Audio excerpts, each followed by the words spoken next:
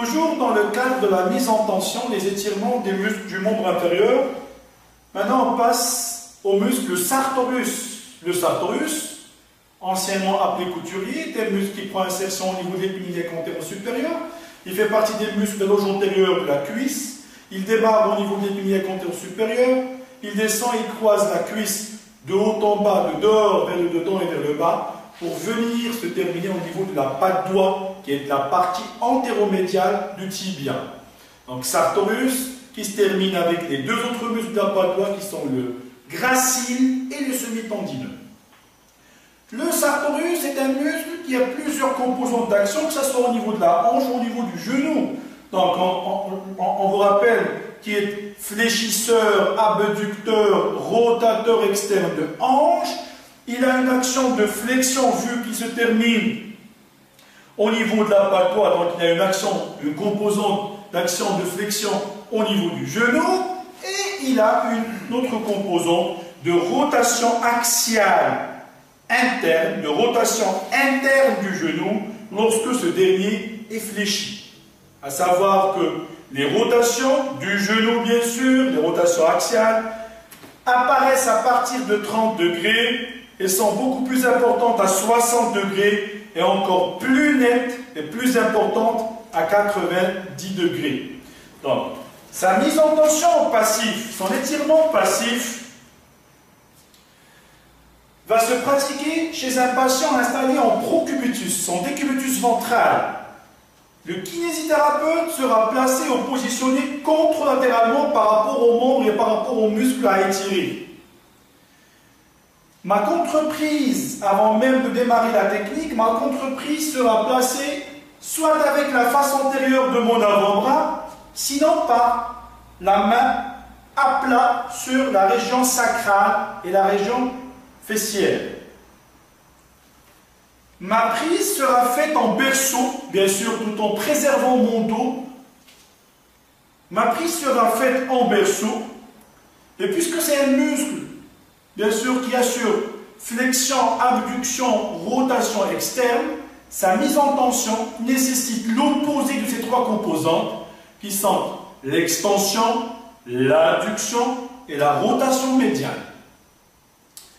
Une astuce sur le plan pratique qui vous permet de mener à bien cette manœuvre de mise en tension, qui consiste en un positionnement de la hanche dans un premier temps en rotation médiale pour bien étirer le sartorius et pour pouvoir combiner l'ensemble de ces trois composantes d'action qui sont l'extension, l'adduction et la rotation médiale. Commencez toujours par positionner le membre inférieur et bien précisément la hanche en rotation médiale. Une fois cette rotation médiale fixée et maintenue bien sûr sur un genou tendu, je parle de la rotation médiale de hanche, une fois fixée, on va s'intéresser aux autres composantes qui sont l'extension de hanche et l'adduction. Donc, je démarre par une prise en berceau, je positionne la hanche de mon patient en rotation médiale, je fixe cette position de rotation médiale, ma contreprise est toujours placée sur la face postérieure du sacrum ou de la région fessière, j'associe à cette rotation médiale une extension de hanche et une adduction sur un genou tendu. Pourquoi tendu? Parce que le sartorius présente à décrire une composante de flexion du genou, donc sa mise en tension maximale doit se faire sur un genou en extension. Ma contreprise, ma rotation médiale, mon extension de hanche par la suite, associée à l'adduction, et ma contreprise, bien sûr, avec bien sûr une synchronisation respiratoire, en demandant toujours à notre patient de prendre de l'air, c'est-à-dire d'inspirer. Et au moment de l'exécution de la technique, il doit souffler progressivement. Et je maintiens cette position d'expansion, adduction, rotation médiane. Revenons sur l'intérêt du coussin, qui est placé, comme vous le remarquez, au niveau de la région du bassin, en dessous des épinières antéro-supérieures.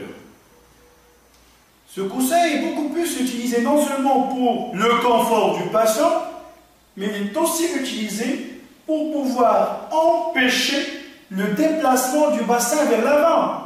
Le déplacement du bassin vers l'avant qui est l'antéversion. Cette antéversion qui est accompagnée d'une exagération de la lourdose lombaire. Et donc, comme vous le savez, le sartorius a une composante de flexion de hanche. Toute rétraction de ce sarto, de ce dernier, toute hypoextensibilité ne peut qu'entraîner une attitude en antéversion du bassin. Donc la mise en tension, l'éloignement des insertions, l'allongement des fibres de ce sartorius nécessite non seulement la combinaison des trois mouvements qui sont l'extension, l'adduction, la rotation médiale de hanche, mais nécessite une rétroversion du bassin. C'est pour cela qu'on place un coussin sous les épines iliaques antéro-supérieures afin d'empêcher un déplacement, une avancée, une antéversion exagérée du bassin, ainsi que le placement de la contreprise qui doit se faire au niveau de la partie basse du sacrum pour pouvoir empêcher cette avancée vers le devant du bassin.